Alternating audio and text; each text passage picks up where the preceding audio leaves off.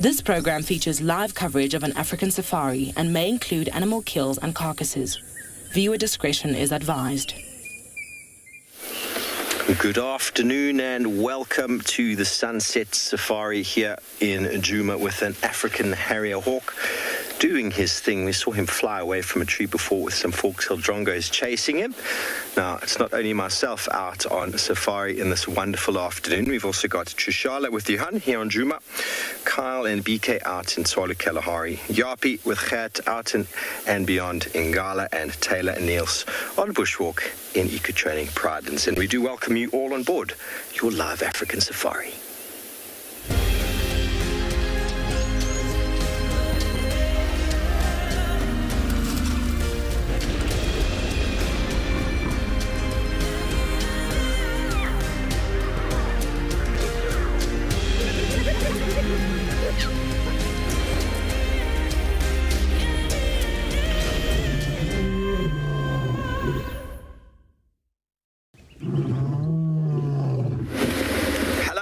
Welcome on board my vehicle. My name is Steve Fulgerman, joined by a on camera, and we, as always, are excited to have you with us. As always, we would love to hear from you, sending through your questions using the hashtag WildEarth. Throw them in on the YouTube chat stream, or if you are under 18, get your parents or guardians to send us email at kidsquestions@wildearth.tv.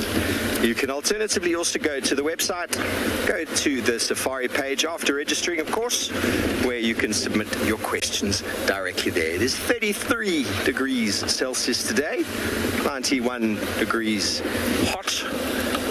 It's not actually that warm. There's a little bit of cloud cover. But what myself and Paul are going to do after a wonderful morning with dogs is we're going to try and have a nice afternoon with a cat by the name of Hlangula that Tswalu had this morning.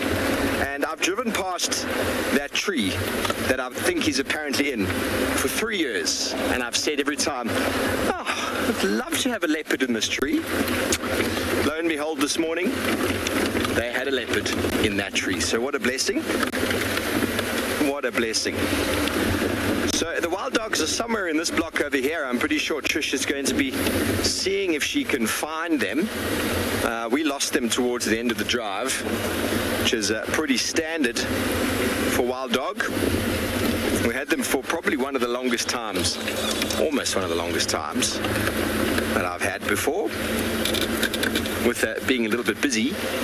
If they're sleeping, well, obviously you can spend more time. But they were ferreting around.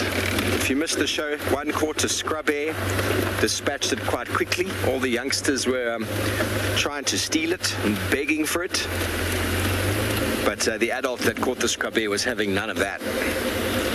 Watched him wolf it down, pun intended.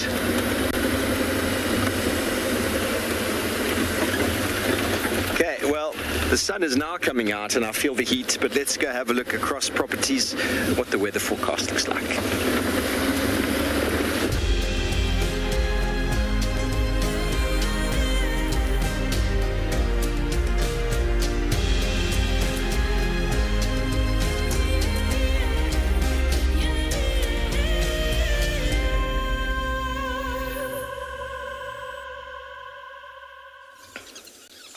And hopefully many big cats. A very warm welcome to everybody here at Tswalu Kalahari. You can hear from the hustle and bustle that we are near a very large sociable weaver nest, and in frame is one individual of many on this mammoth nest. We've been here before. We've also seen a cobra too at this nest, and there's a hustle and bustle going on. You can hear the soft uttering call of the chicks within the nest. So a lot of parents have gone off to feed and now have come back with food for the little ones as well.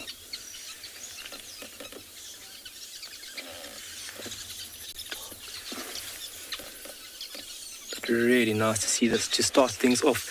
So very good afternoon to everybody. My name is Kyle, behind camera is BK, and we have a very special guest on board with us this afternoon. His name is Josh, and he'll be joining you folks on board this lovely vehicle tomorrow morning. So a very big welcome to him. Alrighty, so this wonderful and very complex system going on here on our left-hand side. it's very nice just to stop and appreciate the sheer numbers and how busy these birds constantly are. Nice, beautiful conical beak. You can see they eat seeds, predominantly seeds. They'll also eat insects when they are in abundance, especially now through the breeding period. That's what you want to be feeding those little ones. Blue-grey tinge to that conical shaped beak.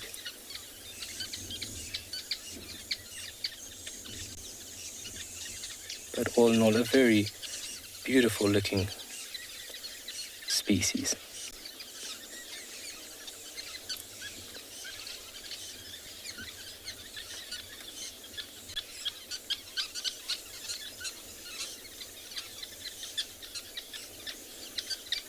Got to keep the feathers in good order.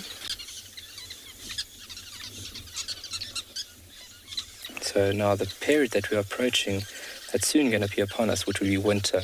These nests obviously allow these birds to survive in these areas, being at 10 to 15 degrees warmer within the very chilly, cold winter evenings.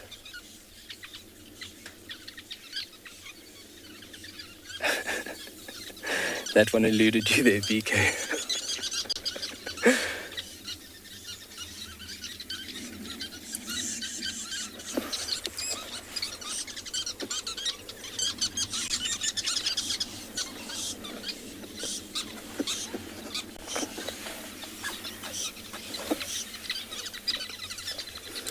Charles, do any other birds nest in these sociable weaver nests? Yes. You would have another sneaky little bird actually hijacking a nest in the evenings, which is a bird referred to as a acacia-pied barbet. So sometimes this individual would come back here fairly early and actually hijack one of these nests from a pair. And we also have a falcon, a pygmy falcon that utilizes these sociable weavers, and it's the only nest it utilizes in South Africa, utilizing a chamber of one of these sociable weavers. There is records of other bird species, but most prominently through a period here on Tswalu would be those two. Sure, a bird or two we watched, was it yesterday, BK, with the scaly feathered finch. That just shows you that birds will utilize a given opportunity if it presents itself. The other day we were busy watching the scaly feathered finch inhabit that white-browed sparrow weaver nest. Just shows you they will utilize whatever is available.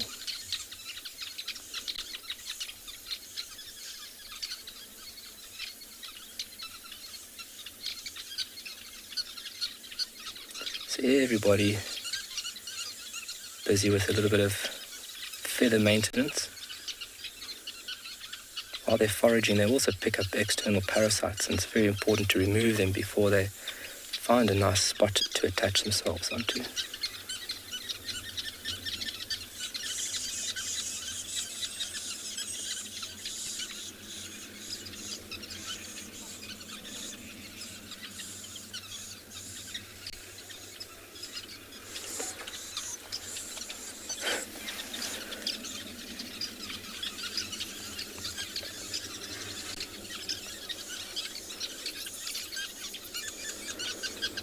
Jetpack Boy, when we came around the corner, I made the comment that there was a hive of activity.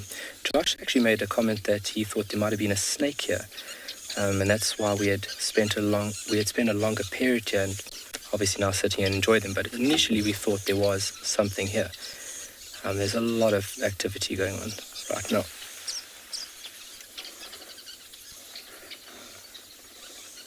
But just sitting here and just listening to the noise is a very beautiful element. Something that I find myself doing quite a lot.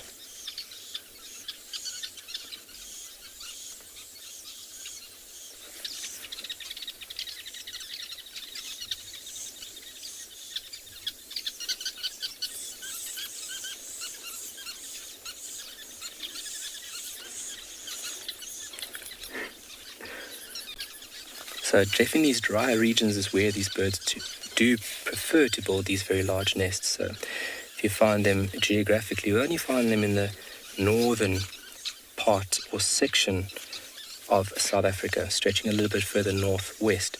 And if you think about these large masses, if they were in wetter regions, you would find a lot more buildup of certain bacteria or even algae and things that you don't want within a nest. So these dry areas are perfect to build such large mammoth structures. And I mean, we've been seeing how many birds have been crossing that screen. There are plenty of them.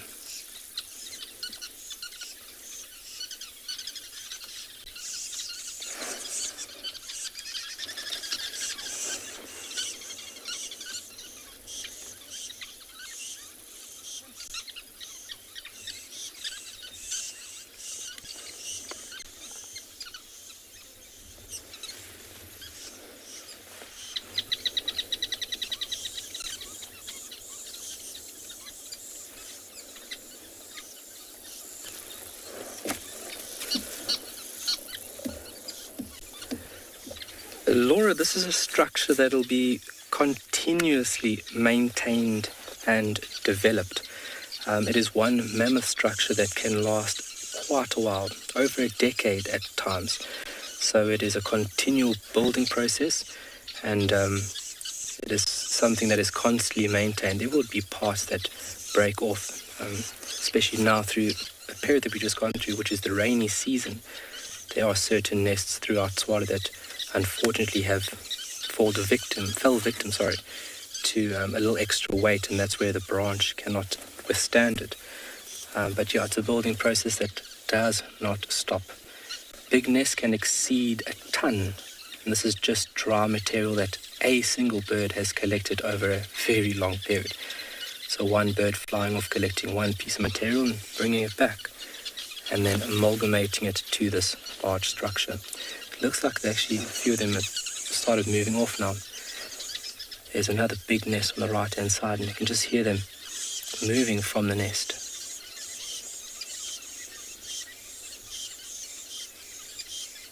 A lot of activity, especially from the little ones uttering the call, feed me, feed me.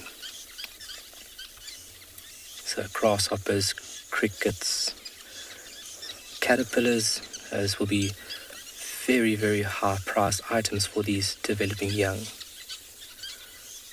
But while we enjoy this nest for a little bit longer, let's send you over to Yapi to say good afternoon.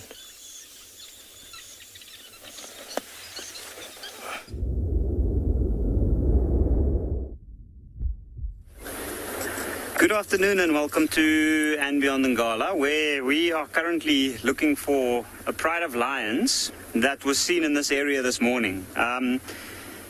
I haven't picked up on any tracks yet, but then again, this road is also quite busy today, so there's a lot of vehicles going up and down, and because of that, we did not get to see any clear signs of them. Now, it's a very humid afternoon. It's not as hot. There's some cloud cover coming over, and because of that, there is a good chance that these lions might have moved.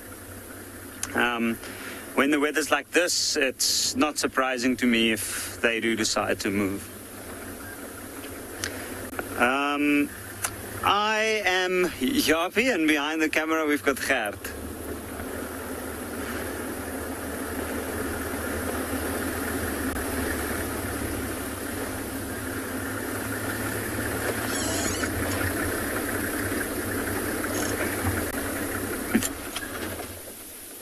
Now, somewhere over here in this area, this is where they were seen last, and it's a very, very tricky area. It actually looks quite open, but the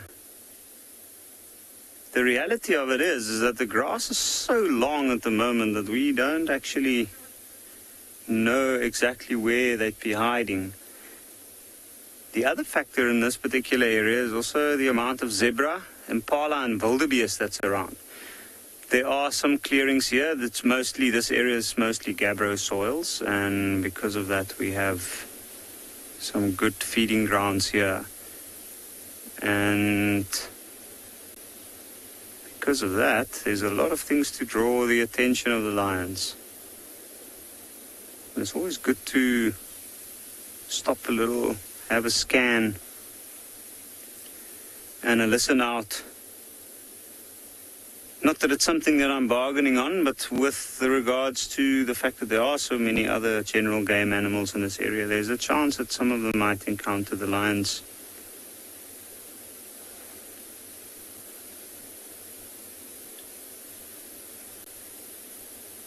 Lazily sleeping under the trees. Sorry, I just heard something and it sounds like it might be elephants or something splashing around vigorously within a mud puddle somewhere nearby. So I'm going to move slightly forward and see if I can get a view of something.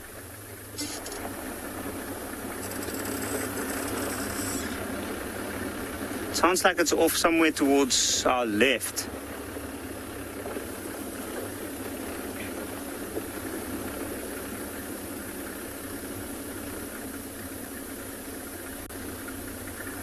Now, one of the best things about this area at this point is that this area is just filled with mud puddles everywhere, seasonal puddles that form.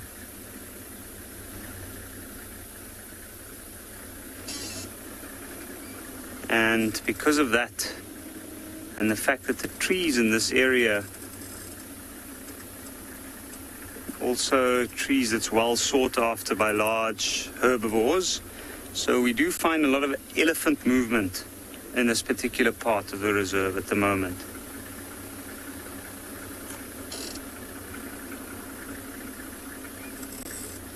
But it's really tricky. I don't see anything in the direction that I heard something. I'm just going to stop again and listen out carefully. Now, what I thought I heard was the ears of elephants, as well as the splashing of water.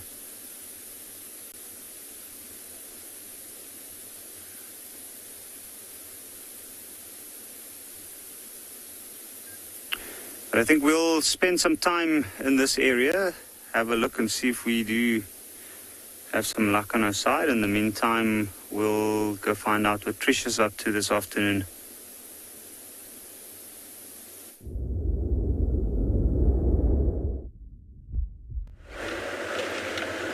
Yappy, that's exactly what I want to hear. I want to hear the flapping of elephants' ears and some splashing of water. That's exactly what I want today. Some elephants playing in the water. Hello, everyone. Hello, it's me, Trishal. I've got Johan on camera, and that's what we're looking for today. We're looking for some elephants. And that's apart from looking for, you know, our obvious favorite friends like the lions and leopards and multitude of little things like birds and comedians. Speaking of a bird, here's a nice blacksmith lapwing to start us off. But I'm actually heading towards Vuyatela Dam, which is the nice big dam in front of the lodge, hoping to find some elephants, maybe even moving towards the dam. That would make me happy. Hello, blacksmith lapwing. Nice to see you around. There's so many little pools of water all over the place. We're seeing lapwings in lots of different areas, because usually we see them around water bodies. Now you're just seeing them all over the place.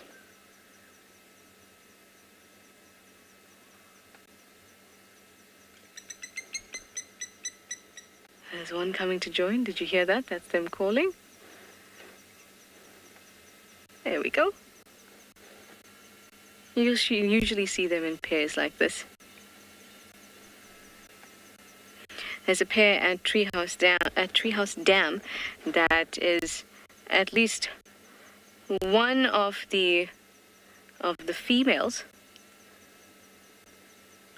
She keeps sitting down, but I don't see any eggs where she's sitting down.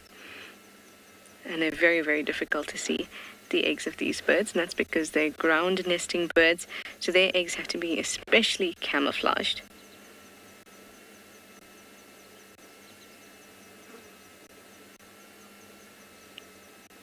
The bobbing of their heads are very obvious. That's why I like watching them. And off they go. And so will we go. When they bob their heads like that, they're trying to gauge how far away from them something is in relation to something else.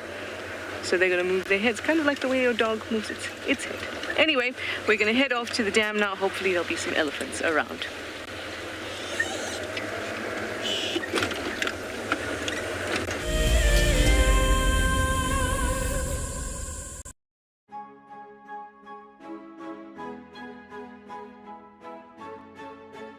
Hi, my name is Damon and I'm a guide here at andBeyond Phinda Private Game Reserve. Join me and our resident ecologist Craig Sholto-Douglas at the fireside on the 21st of March for a discussion on 2 of our conservation projects. In early 2016, andBeyond was faced with the fact that without some serious intervention, our rhino population could be in some serious trouble. And so a decision was made to start a rhino dehorning program. Sadly, the fastest mammal on land, the cheetah, is also racing towards extinction. The andBeyond Phinda conservation team has been working on a project that aims to increase the genetic integrity of cheetah in protected areas around the country. Sign up to be a WildEarth explorer and join us for a lively debate where we'll answer as many of your questions as possible. For all of you WildEarth explorers who bought plaques, today is the day that you will make your very first safari on our vehicle. Because we are quite remote here in the bush, they have taken some time to arrive, but I am happy to say they are here and they look great. Marcel has spent the day attaching them. Let's take a look. Before we mount these nameplates, we just give a light dusting of green paint. This is to better match them to the color of the vehicles and also to decrease the reflectivity of the metal and thereby staying sensitive towards the animals. Bumbo crew, hopefully Dan Black, Liesel Apgar and Alicia George. Well, it's time for me to get ready to take you all on a safari. Let's go.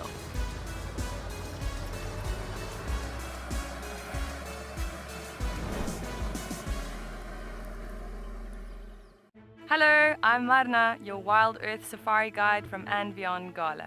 What I really like about connecting with WildEarth viewers is that we get to speak to viewers instantly and I get to show you this beautiful property. If you want to ask me a question, register on the WildEarth website. Simply head over to the live safari page and you can submit your questions there. Join me or one of the other guides twice a day on WildEarth.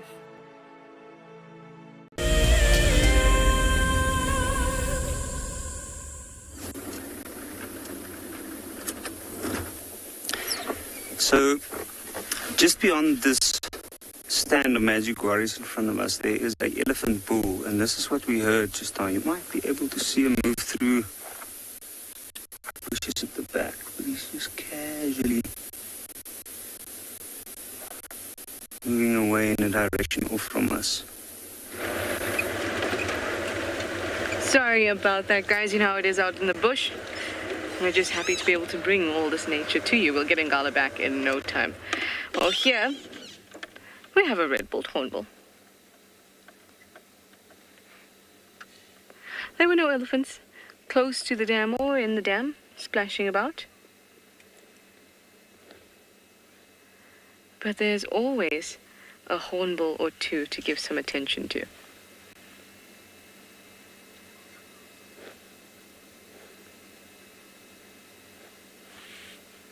They'd be busy looking for, this one would be busy looking for some insects to chow down on, or even a nice bit of loose sand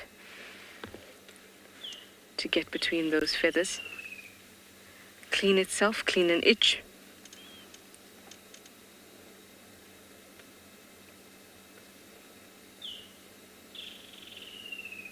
I think they don't get enough attention, or as much attention as they deserve.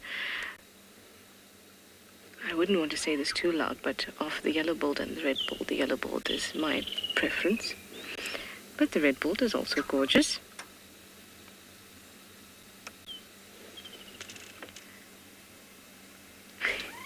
He looks a bit like a rock star.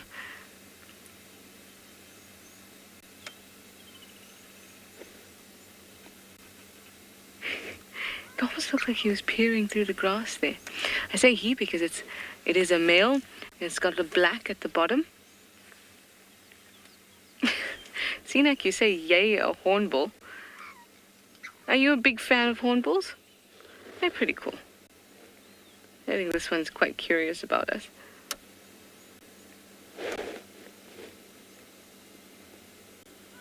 So females don't have that black patch on their lower mandible or the bottom bit of their beak. It's just all plain red.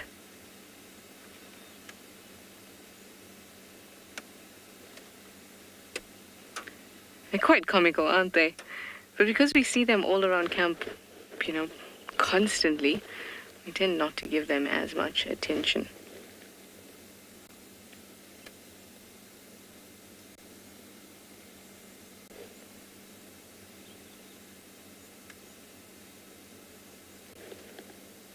What are you looking for? Pete, you'd like to know how many or which hornbill species we get in Djuma? We get the yellow-billed hornbill, the red-billed hornbill like this one. We get the ground hornbill. We get and the African grey hornbill. The trumpeter hornbill, you do get in close by, but I haven't seen them on Djuma, although there may have been sightings of them on Djuma, but I haven't seen them. It's quite a few species.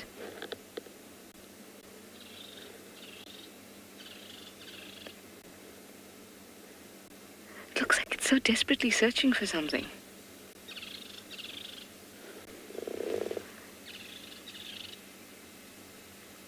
Has to be food. It always is with you guys, isn't it? Once one of our crew members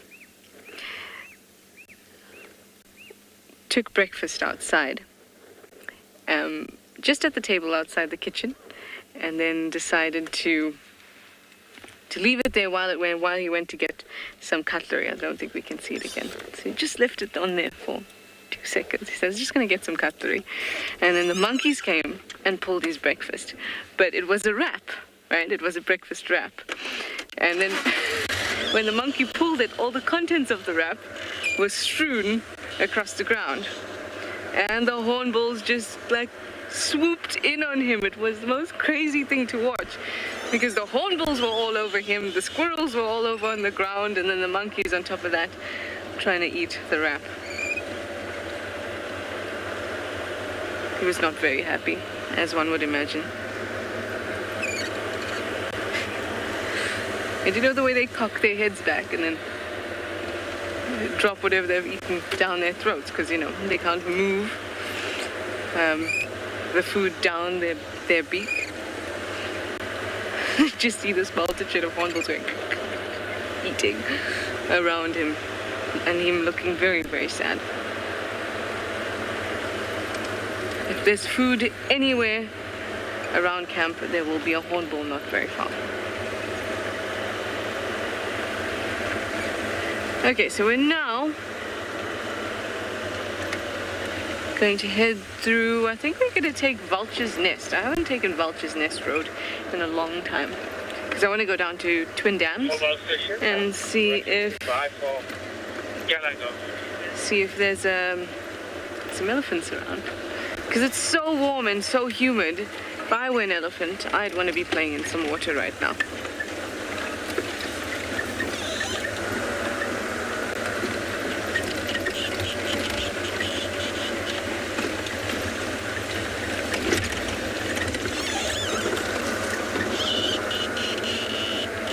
Oh, this is cool. This is Giraffe Dip. The majority of the time, we don't see water here. So it's really nice to see water. This is actually an extension of the Mulwati down here. Jerome, you say that so many animals must terrorize our camp. so many animals. From a golden orb web spider that has now built her web between the new rooms and the camp, which is, you know, like a less than over 100-meter walk. That spider to monkeys, vervet monkeys, baboons, birds, squirrels. There's a big bull that has discovered that the marula tree in camp has huge marullas, or had, not as many now. So he's been coming through as well. Hyenas, actually less frequently recently.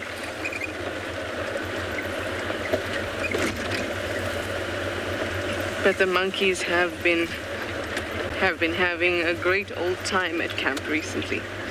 They recently ransacked Lauren's room while she was still here.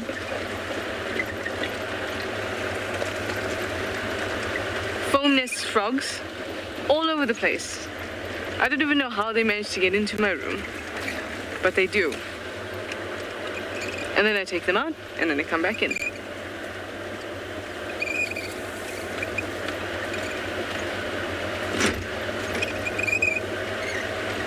Geckos as well, not a huge fan myself.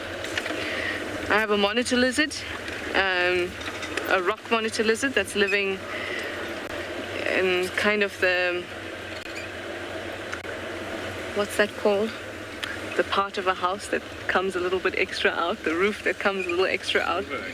Yeah, the overhang. There we go. Thank you, Johan.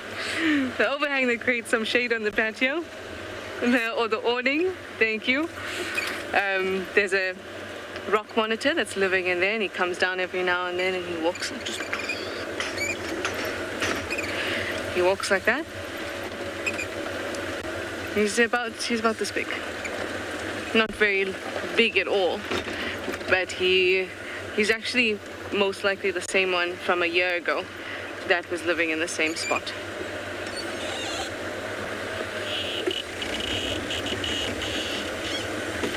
It's always interesting to see those types of animals and be able to see them over a course of a year, because we don't usually have that kind of information to say a rock monitor lizard that's a year old is this long. That kind of information you don't have unless you've been lucky enough to see those animals in person and learn about them in person.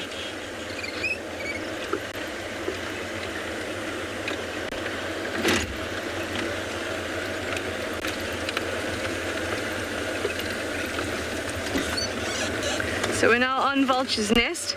We're going to make our way towards the Milwaukee and Twin Dams and hope that there'll be elephants swimming or about to swim. That would be ideal. But I'm going to send you over to Yapi in the meantime at Ngala. Maybe he's found his elephants.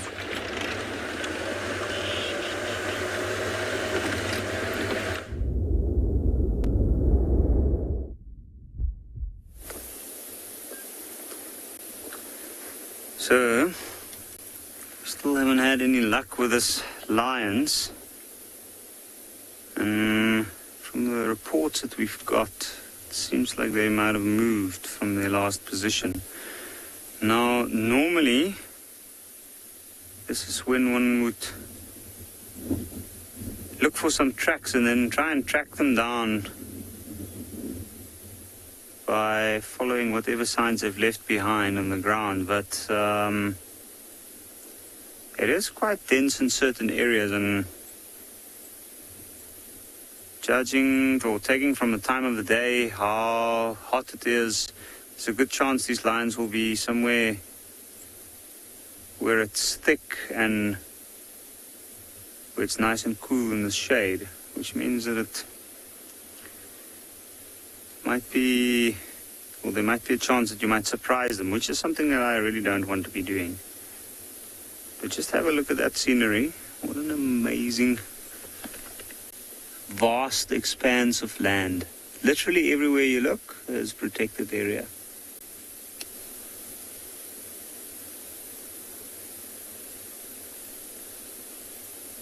All the way up to the furthest hill and beyond even.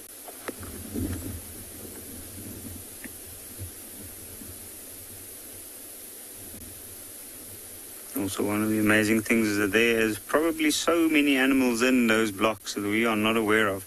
There's a block on that side that is so large, It is almost a fifth of the entire Ngala, and it's got absolutely no roads in it.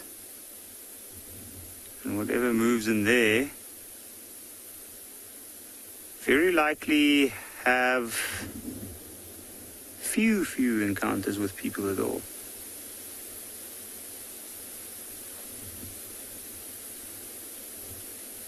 I think one saving grace that we just experienced is that there's a nice little breeze that's picked up. And this little breeze might cool things down to the point where these lines might start moving a little bit earlier than expected initially.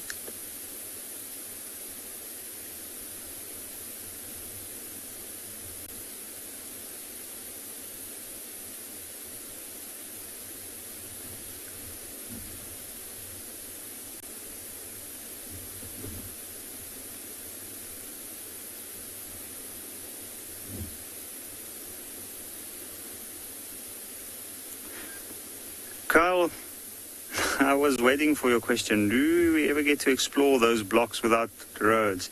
Yes, we do. And personally, that's one of my favorite things to do. I like spending a lot of time on foot, walking, especially in wild areas where you don't often get the time to actually spend time on foot. Some areas are quite dense. There's a large riverbed that runs through there. It's a dry riverbed that links into the Timbavati further up, and it's a completely different type of habitat for this area. And I know we've occasionally tried to track down leopards in that area, as well as lions with cubs, trying to look for areas to safely den.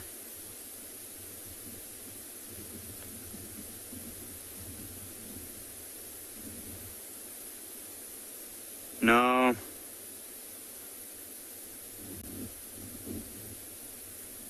there is not much happening here at this stage. I think what we might do is drive a little bit up. I saw a lot of wildebeest and some zebra up ahead. See what the situation is there. Maybe they have picked up on something. If not, then we will come back to this area and have a proper look for these lions.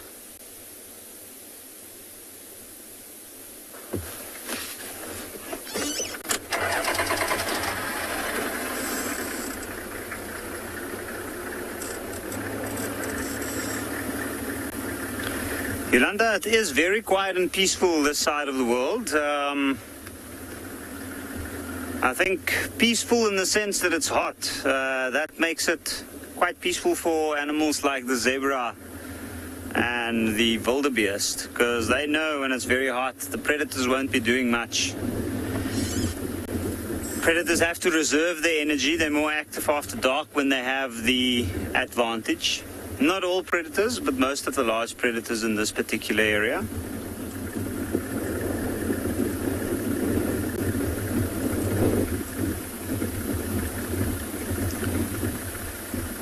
Now, I was wondering whether these animals would have moved during the middle of the day, considering that there were some cloud cover. But it's actually, even though there's still clouds in, it looked early on that there might be some cover coming over, but it looks now that it's moved away, and I think it's going to be pretty hot up until at least sundown. So even if we do find it, I don't expect too much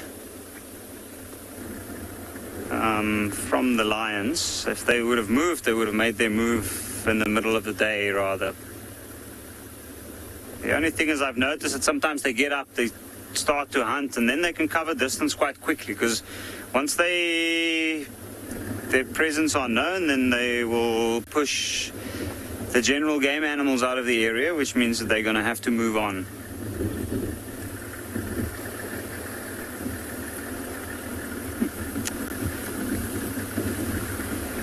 You can see some zebra as well as wildebeest. Jill, whilst walking, have I ever encountered some risky moments? I'd say there were some more exciting moments, certainly. Whether they're risky, I usually try at all costs to avoid any form of risk. I don't think that's something that we'd like to attempt, but you do see very interesting stuff. You do occasionally surprise animals, and in that case you try and make your way out of the area as soon as possible. But now if you have a look here, this is why this area is so popular amongst the large predators at the moment.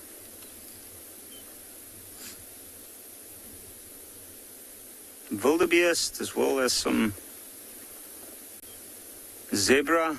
One thing I haven't noticed, which is quite interesting, is I haven't noticed a lot of impala.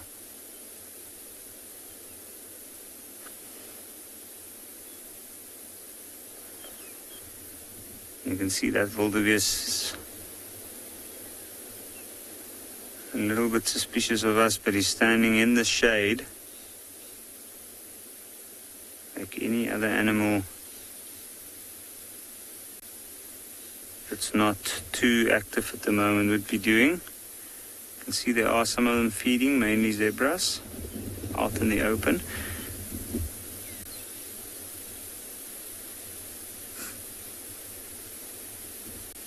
I think it's cooled down sufficiently now for these animals to start moving. You can see some of that zebra in the middle is looking over towards a different group of zebra that's just come into the area. And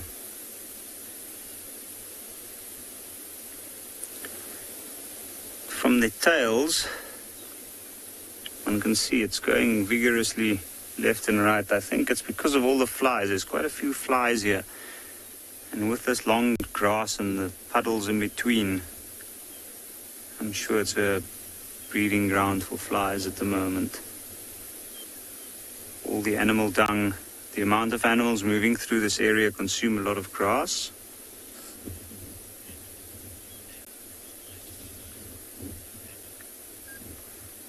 Daniel, yes, these zebras and the wildebeest tails have a mind of their own.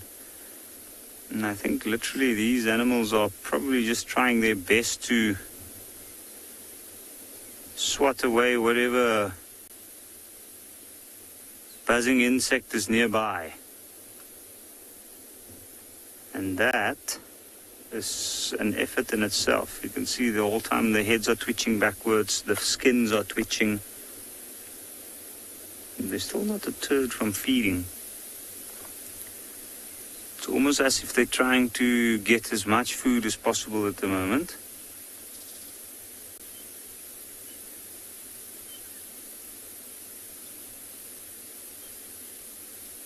Also standing out in the open, capitalizing on the cool breeze coming through.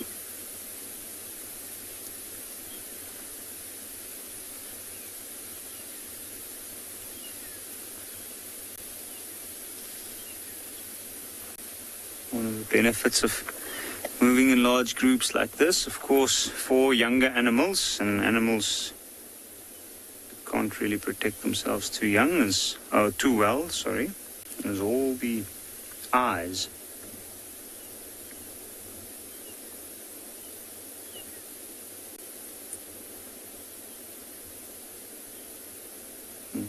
Out of all these animals, one of them is bound to have their heads up in a different direction, have a look around.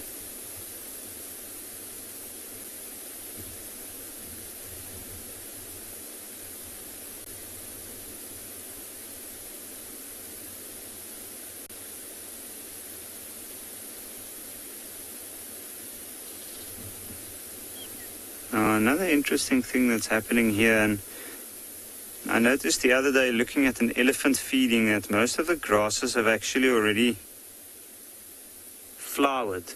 There are still some here and there that's still flowering.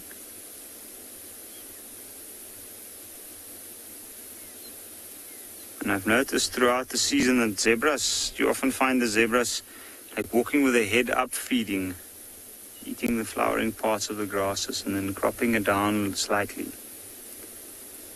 Now I see the heads look like it's quite low down in most cases, kind of like the wildebeest. And also where those animals are, the grasses are slightly shorter.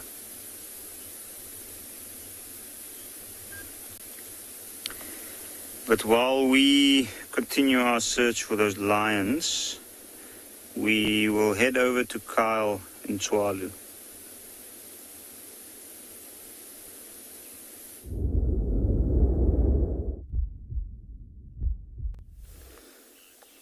We too are feeling the heat here today. Around about 29 degrees Celsius, that's about 85 degrees Fahrenheit. So we are finding shady spot to shady spot. Ooh, look at that on the right hand side, a brew. Your BK is on the birding today.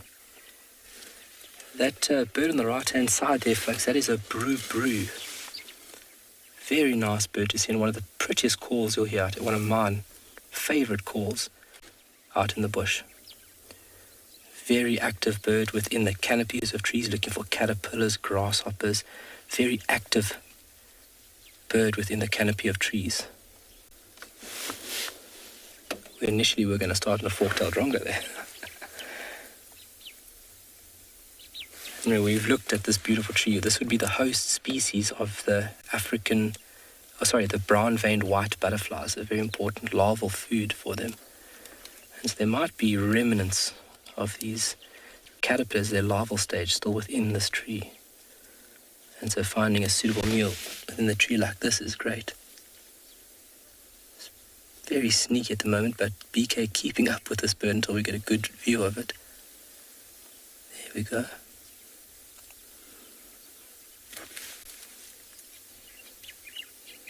There's a few other birds in this tree. There's a fork-tailed drongo and a common scimitar bull. So there's a lot of food in and around the foliage here. You can see how he's looking, scanning each branch. From one branch to another, quick hop. Beautiful, look at that. Very hard bird to photograph as well if you're into photography in the bush. One of the more challenging species. Here's the fork-tailed drongo, just a silhouette of his tail on the right-hand side.